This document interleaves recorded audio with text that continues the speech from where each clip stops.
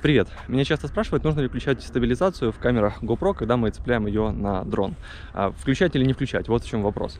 Давайте сегодня попробуем полетать и с включенной стабилизацией, и без нее. Использовать буду GoPro 6 с NT-фильтром, моторы 2207 2500 КВ, пропеллеры Dalprop Nepal N1 и аккумулятор 4S 1500 мА. Посмотрим, что из этого выйдет. Ну а летать будем вот в такой местности.